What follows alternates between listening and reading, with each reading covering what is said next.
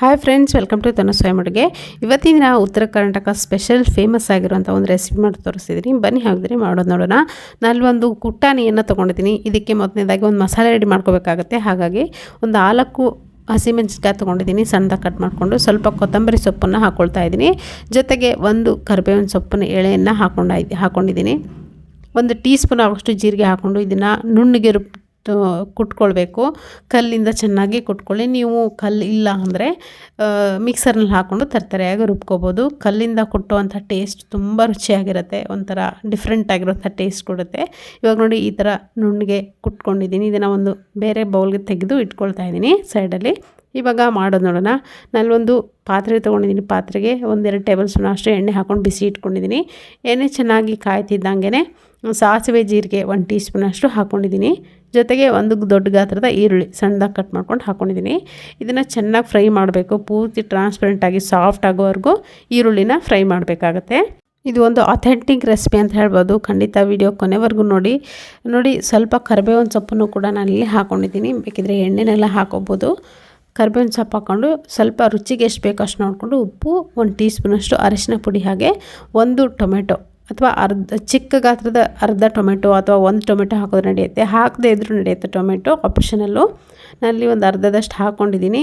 ನೋಡಿ ಇದನ್ನು ಚೆನ್ನಾಗಿ ಫ್ರೈ ಮಾಡಬೇಕು. ಸಾಫ್ಟ್ ಆಗಬೇಕು ಟೊಮೆಟೊ, ಅಲ್ಲಿವರೆಗೂ ಫ್ರೈ ಮಾಡ್ಕೊಳ್ಳಿ. ಇದಕ್ಕೆ ನೋಡಿ 1 ನಿಂಬೆಹಣ್ಣು ಗಾತ್ರದಷ್ಟು ಹುಣಸೆ ಹಣ್ಣನ್ನು ರಸವನ್ನು ಹಾಕ್ಕೊಂಡಿದ್ದೀನಿ. ನಾನು 1 ಕಪ್ ಆಗುವಷ್ಟು ಹುಣಸೆ ಹಣ್ಣಿನ ರಸವನ್ನು ಹಾಕ್ಕೊಂಡು ಇದನ್ನು ಚೆನ್ನಾಗಿ ಕುದಿಸ್ಬೇಕು. ಇದು ಚೆನ್ನಾಗಿ ಕುದೀತಾ ಇರಲಿ. ಇದಕ್ಕೆ ಮತ್ತೆ ಎಕ್ಸ್ಟ್ರಾ 1 ಕಪ್ ಆಗುವಷ್ಟು ನಾನು ನೀರನ್ನು ಸೇರಿಸ್ಕೊಂಡಿದ್ದೀನಿ. ಸೇರಿಸ್ಕೊಂಡು ನೋಡಿ ಆವಾಗಲೇ ನಾನು ಕುಟ್ಟಿಟ್ಕೊಂಡಂಥ ಮಸಾಲೆ ಏನಿದೆ ನೋಡಿ, ಇದು ಅಥೆಂಟಿಕ್ ಮಸಾಲೆ. ಈ ಮಸಾಲೆಯಿಂದನೇ ತುಂಬ ರುಚಿ ಕೊಡುತ್ತೆ ಈ ರೆಸಿಪಿಗೆ. ಇದನ್ನು ಒಂದು 2 ಟೇಬಲ್ ಸ್ಪೂನ್ ಅಷ್ಟು ಹಾಕ್ಕೊಂಡಿದ್ದೀನಿ ಟೋಟಲಾಗಿ. ನೋಡಿ ಹಾಕ್ಕೊಂಡು ಚೆನ್ನಾಗಿ ಇದನ್ನು ಕೂಡ ಮಿಕ್ಸ್ ಮಾಡ್ಕೊಳ್ತಾ ಇದನ್ನು 2-3 ಕುದಿಯಕ್ಕೆ ಬಿಡಬೇಕು. ಈ ಹುಣಸೆ ಹಣ್ಣಿನ ನೀರಲ್ಲಿ ನಾವು ಹಾಕಿರೋಂಥ ಮಸಾಲೆ ಕುದಿಬೇಕು ಚೆನ್ನಾಗಿ. ಆವಾಗ ನಮಗೆ ಆ ಹಸಿ ವಾಸನೆ ಹೋಗುತ್ತೆ. ಹಾಗೆ ಅದರ ಫ್ಲೇವರ್ಸ್ ಏನಿದೆ ಜೀರಿಗೆದು ಬಿಟ್ಕೊಳ್ಳುತ್ತೆ. ಇದು ಚೆನ್ನಾಗಿ ಕುದೀಲಿ. ಅಷ್ಟರೊಳಗೆ ನೋಡಿ ನಾನು 1 ಕಪ್ ಆಗೋಷ್ಟು, 1 ಕಪ್ಗಿಂತ ಕಡಿಮೆನಿದೆ, ಅರ್ಧ ಕಪ್ ಅಂತ ಹೇಳ್ಬೋದು. ಅರ್ಧ ಕಪ್ ಆಗೋಷ್ಟು ಕಡಲೆ ಹಿಟ್ಟನ್ನು ತೊಗೊಂಡಿದ್ದೀನಿ. ಕಡಲೆ ಹಿಟ್ಟು ತೊಗೊಳ್ಳುವಾಗ ಜರಡಿ ಹಿಡಿದು ತೊಗೊಳ್ಳಿ. ನೋಡಿ ಇದರಿಂದ 1-2 ಸ್ಪೂನ್ ಆಗೋಷ್ಟು ಕಡಲೆ ಹಿಟ್ಟನ್ನು ಬೇರೆ ಮಿಕ್ಸಿಂಗ್ ಬೌಲ್ಗೆ ಹಾಕ್ಕೊಂಡಿದ್ದೀನಿ. ಇದಕ್ಕೆ 2-3 ಟೇಬಲ್ ಸ್ಪೂನ್ ಆಗೋಷ್ಟು ನೀರನ್ನು ಸೇರಿಸ್ಕೊಳ್ತಾ ಇದ್ದೀನಿ. ನೀರು ಸೇರಿಸ್ಕೊಂಡು ಈ ಥರ ಮಿಕ್ಸ್ ಮಾಡ್ಕೊಳ್ಳಿ ಚೆನ್ನಾಗಿ, ಗಂಟುಗಳಿಲ್ಲದೆ ಇರೋ ಥರ. ಇದನ್ನು ಒಂದು ಸರಿ ಥರ ಮಾಡ್ಕೊಳ್ಳಿ. ಈ ಥರ ನೋಡಿ, ಈ ಥರ ನೀರು ಥರ ಇರಬೇಕು. ಇವಾಗ ಇದನ್ನು ಎಲ್ಲಿ ಬಳಸಬೇಕು ಅಂತ ನಾನು ಆಮೇಲೆ ಹೇಳ್ತೀನಿ, ನೀವು ವಿಡಿಯೋ ನೋಡ್ತಾ ಹೋಗಿ. ಇವಾಗ ನೋಡಿ ಅದನ್ನು ನೀರಲ್ಲಿ ಮಿಕ್ಸ್ ಮಾಡ್ಕೊಂಡಂಥ ಕಡಲೆ ಹಿಟ್ಟನ್ನು ಮಿಶ್ರಣ ಏನಿದೆ ನೋಡಿ, ಇದನ್ನು ಈ ಕುದೀತಾ ಇರುವಂಥ ಮಿಶ್ರಣಕ್ಕೆ ಹಾಕ್ಕೊಂಡು ಮಿಕ್ಸ್ ಮಾಡ್ಕೊಳ್ತಾ ಬರಬೇಕು. ಕೈ ಬಿಡಬಾರ್ದು, ಸ್ವಲ್ಪ ಹೊತ್ತು ಕೈ ಆಡಿಸ್ತಾ ಇರಬೇಕು. ನೋಡಿ ಈ ಥರ ಮಿಕ್ಸ್ ಮಾಡ್ಕೊಳ್ತಾ ಇರಬೇಕು. ಇವಾಗ ನೋಡ್ತಿರ್ಬೋದು ಸ್ವಲ್ಪ ಗಟ್ಟಿ ಆಯ್ತು. ಇದು ಇಷ್ಟು ತೆಳುವಾಗಿದ್ದರೆ ಇದು ಸರಿ ಆಗಲ್ಲ. ಇವಾಗ ನೋಡಿ ಬೆಲ್ಲವನ್ನು ಹಾಕ್ಕೊಂಡಿದ್ದೀನಿ. ಬೆಲ್ಲ ಮಸ್ಟ್ ಇಂಪಾರ್ಟೆಂಟ್, ನೀವು ಹಾಕಲೇಬೇಕು. ಈ ಟೇಸ್ಟ್ ಚೆನ್ನಾಗಿ ಬರಬೇಕು ಅಂದರೆ ನೀವು ಬೆಲ್ಲವನ್ನು ಹಾಕಲೇಬೇಕು. ಇವಾಗ ಕೊತ್ತಂಬರಿ ಸೊಪ್ಪನ್ನು ಹಾಕ್ಕೊಳ್ತಾ ಇದ್ದೀನಿ. ಕುಟ್ಕೊಂಡು ಕೂಡ ಹಾಕ್ಕೊಂಡಿದ್ದೀನಿ, ಇವಾಗ ಕೂಡ ಹಾಕ್ಕೊಂಡಿದ್ದೀನಿ. ತುಂಬ ಚೆನ್ನಾಗಿ ಫ್ಲೇವರ್ ಬರುತ್ತೆ. ಕೊತ್ತಂಬರಿ ಸೊಪ್ಪು ಹಾಕೋದ್ರಿಂದ ಎಕ್ಸ್ಟ್ರಾ ಟೇಸ್ಟ್ ಬರುತ್ತೆ ಅಂತ ಹೇಳ್ಬೋದು.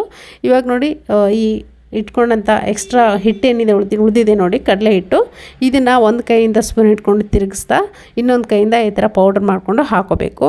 ಅಥವಾ ನೀವು ಬೇರೆ ಯಾರ್ದಾದ್ರೂ ಹೆಲ್ಪ್ ತೊಗೊಂಡಾದರೂ ನೀವು ಮಾಡ್ಬೋದು. ಇದನ್ನು ಈ ಥರ ನಿಮಗೆ ಮಾಡೋಕ್ಕೆ ಬರಲಿಲ್ಲ ಅಂದರೆ ಪೂರ್ತಿಯಾಗಿರೋಂಥ ಹಿಟ್ಟನ್ನು ಸ್ವಲ್ಪ ನೀರಲ್ಲಿ ಮಿಕ್ಸ್ ಮಾಡಿ ಅದನ್ನು ನೀವು ಹಾಕೋಬೋದು. ನಾನು ಆವಾಗಲೇ ಹಾಕಿದ್ನಲ್ಲ 2 ಸ್ಪೂನಷ್ಟು ಹಿಟ್ಟನ್ನು ನೀರಲ್ಲಿ ಮಿಕ್ಸ್ ಮಾಡಿ, ಆ ಥರ ಪೂರ್ತಿ ಹಿಟ್ಟನ್ನು ಕೂಡ ನೀವು ನೀರಲ್ಲಿ ಮಿಕ್ಸ್ ಮಾಡಿಕೊಂಡು ಹಾಕೋಬೋದು.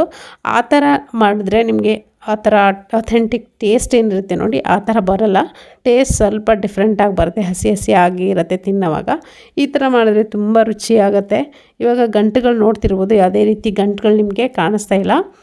ಗಂಟುಗಳಾಗೋದಿಲ್ಲ. ತಕ್ಷಣವೇ ನೀವು ತಿರುಗಿಸ್ಬೇಕು, ಅಥವಾ ಕಟ್ಟಿಗೆ ಕೋಲಿಂದನೋ ಅಥವಾ ಕಟ್ಟಿಗೆ ಸ್ಪ್ಯಾಚುಲನ್ನು ತಿರುಗಿಸಿದ್ರೆ 1-2 ನಿಮಿಷ ಕುದಿಸಿದ್ರೆ ಆಯಿತು. ನೋಡಿ ಚೆನ್ನಾಗಿ ತಿರುಗಿಸ್ತಾ ಕುದಿಸ್ಕೊಂಡಿದ್ದೀನಿ. ಇದು ರೆಡಿಯಾಗಿದೆ. ಇವಾಗ ಮಿಕ್ಸಿಂಗ್ ಬೌಲ್ಗೆ ಸರ್ವ್ ಮಾಡ್ಕೊಂಡಿದ್ದೀನಿ. ಜೋಳದ ರೊಟ್ಟಿ ಜೊತೆಗಂತೂ ಒಂದು ಒಳ್ಳೆ ಕಾಂಬಿನೇಷನು. ರೈಸ್ ಜೊತೆ ಕೂಡ ನೀವು ಇದನ್ನು ಸರ್ವ್ ಮಾಡ್ಬೋದು. ಬಿಸಿಯಾಗಿರೋಂಥ ಅನ್ನಕ್ಕೆ ತುಪ್ಪವನ್ನು ಹಾಕ್ಕೊಂಡು ಈ ಜುಣಕವನ್ನು ಹಾಕ್ಕೊಂಡು ತಿಂತಾಯಿದ್ರೆ ತುಂಬ ರುಚಿಯಾಗಿರುತ್ತೆ. ಉತ್ತರ ಕರ್ನಾಟಕ ಫೇಮಸ್ ಜುಣಕ ಯಾವ ರೀತಿ ಮಾಡೋದಂತ ನೋಡಿದ್ರಲ್ಲ. ನಾನಿಲ್ಲಿ ರೈಸ್ ಜೊತೆ ಸರ್ವ್ ಮಾಡ್ಕೊಳ್ತಾ ಇದ್ದೀನಿ. ರೈಸ್ ಜೊತೆಗಂತೂ ತುಂಬ ರುಚಿಯಾಗಿರುತ್ತೆ. ಸೊ ನೋಡಿದ್ರಲ್ಲ ಉತ್ತರ ಕರ್ನಾಟಕ ಫೇಮಸ್ ಜುನ್ಕ ಯಾವ ರೀತಿ ಮಾಡೋದಂತ. ಈ ರೆಸಿಪಿ ನಿಮಗೆ ಇಷ್ಟ ಆಗಿದ್ರೆ ಲೈಕ್ ಮಾಡಿ. Thank you.